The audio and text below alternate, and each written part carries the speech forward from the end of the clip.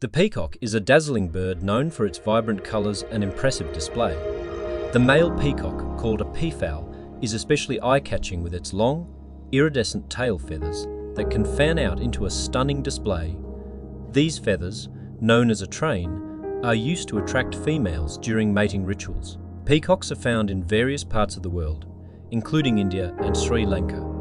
Their distinctive calls and majestic appearance make them popular in mythology and cultural symbolism.